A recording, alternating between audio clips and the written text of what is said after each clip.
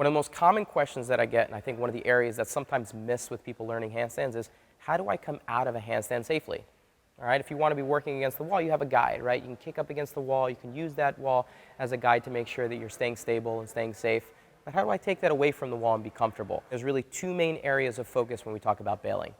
Area number one is about pirouetting, turning within your handstand. If you understand how to turn within your handstand, you'll be able to step down comfortably and safely without having to land on your back. So it's one of those things that we utilize for higher level skills in the gymnastics world, but it has a ton of application to be able to come out of a handstand safely. Okay, this drill for the pirouette is something that I really like to start out with people that have never done any pirouetting and don't even really know what it is. You're starting down on the ground. I like to create an X on the ground to give myself a visual contact point in terms of where I need to be putting my hands with every turn.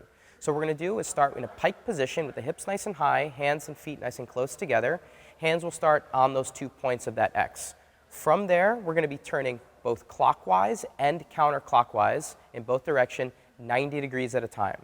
So we'll do 90 degrees with one hand leading, and then the same foot on that side following, and go all the way around in that circle to the same starting point, and then repeat in the opposing direction. The goal with this particular drill is twofold. One, I want you to make sure you understand how to turn enough to be able to get your hand at a 90 degree. All right, most people will start to turn, it'll be a very shallow turn, and it won't be enough to really get to that full 90. The full 90 is a really important step in being able to pirouette correctly. Number two is being able to understand what direction is most comfortable in terms of how you turn. Do I like to turn clockwise? Do I like to turn counterclockwise? Finding that out is a really good part of this drill. I prefer to pirouette clockwise. I found this out when I was a young gymnast. If you're doing this for the first time, I want you to test out both directions and see which one is most comfortable for you. This drill for your pirouette is going to be using the wall. All right, we use the wall as a guide here. So ideally, the setup position will be stomach to wall, the hands a slight distance. I would say 6-inch maximum away from the wall with the palm of your hand. So you want to be fairly close. And we're going to be thinking about using the wall for some stability as we do a 90-degree pirouetting turn. So you'll be feeling the hand initiates, then the shoulder, hips, feet all follow. And the key to making this work is what the secondary foot is doing. One foot will be following the pirouetting hand. The secondary foot will be up against the wall as a guide coming down to the ground comfortably. So we really want to be working on turning that hand, but letting the wall be our guide as we come down to the ground. As your foot slides down the wall, your shoulder that's closest to the wall can lean into that position to make sure that you're nice and stable. Don't worry about trying to feel like you need to be upright and totally stable on both feet. Use the wall as a guide here. I'm more worried about making sure that the hand is turned, that full 90, and if you want to use the wall for some stability, that's what it's there for. Last part of this pirouetting is actually being able to first hold a static handstand. From there, you're going to take your dominant hand, lead with the dominant hand, and only think about creating a 90-degree turn, all right? So think about that X down on the ground, pirouetting 90 degrees, and just stepping down from that point.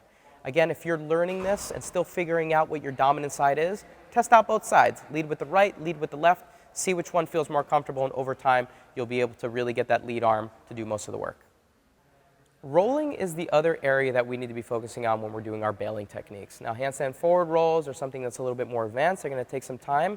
This is where some basic tumbling comes into play. Being in the gymnastics setting where you have some mats, where you have a safe environment, will go a long way in being able to actually get these rolls to work for you. So I highly recommend when you're incorporating some of your rolls that you do it on a surface that's soft, that's comfortable, so you can learn without worrying about injuries.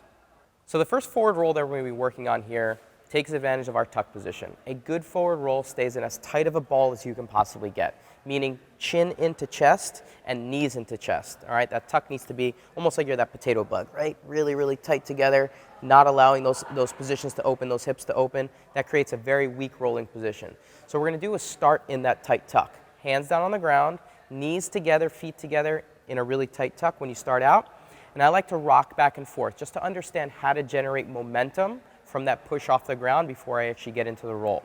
Now from here, one of the main keys is to guide yourself into the ground, but making sure that the chin is tucked into the chest. If your head is out, it's gonna put a lot of pressure on the back part of the head and you're gonna end up landing flat on your back. All right, we don't want a flat back roll, we want something that's smooth.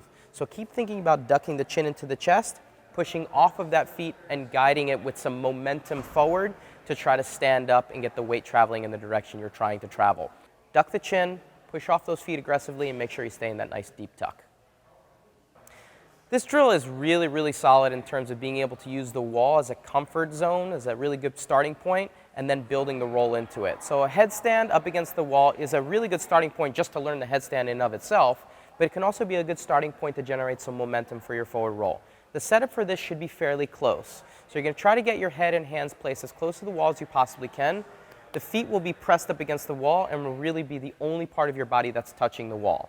From there, what we're going to be thinking about doing is slowly start to let the feet drift down the wall into more of a tuck, pushing off the balls of my feet to generate some momentum into that direction of the roll, ducking the chin into a more simplified tuck position so that I'm not landing on a flat back position, and then see if I can get into that deep tuck as I initiate the roll.